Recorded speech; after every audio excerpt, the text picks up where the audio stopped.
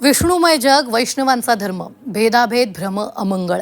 संत तुकाराम महाराजांच्या पालखी सोहळ्यात अनेक परंपरा आजही तितक्याच श्रद्धेनं जपल्या जातात. त्यापैकीच एक अनोखी परंपरा म्हणजे पालखीसमोर ताशा वाजवण्याचा मान मुस्लिम मुलाणी कुटुंबाकडे.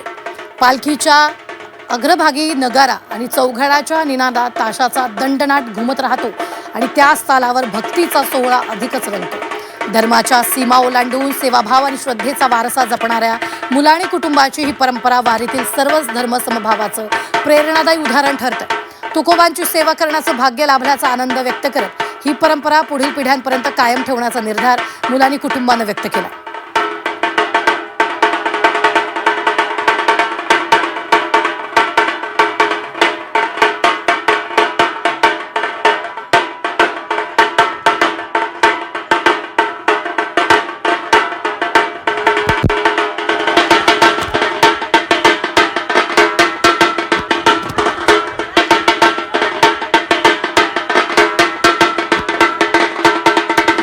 संत तुकाराम महाराजांच्या पालखी सोहळ्यामध्ये वेगवेगळ्या परंपरा आपल्याला पाहायला मिळत असतात.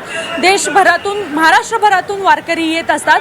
मात्र तुकोबांच्या पालखीच्या पुढे आपण ताशा वाजवताना एक व्यक्ती पाहत असतो आणि ही व्यक्ती आहे मुस्लिम कुटुंबियातली, मुलाणी कुटुंबियातली ही व्यक्ती आहे. वर्षानुवर्षाचा यांचा मान आहे. आपण या मुलांकडून जाणून घेण्यावर नेमकी काय ही परंपरा आहे, काय सांगाल, काय नेमकी ही परंपरा आहे? जगद्गुरू संतश्रेष्ठ संत तुकाराम महाराजांच्या पावनभूमीमध्ये आज 341वा हा पालखी प्रस्थान सोहळा साजरा होत आहे. माझं नाव रियाज सय्यद अली मुलानी. माझी ही चौथी पिढी आहे ताशावादनाची.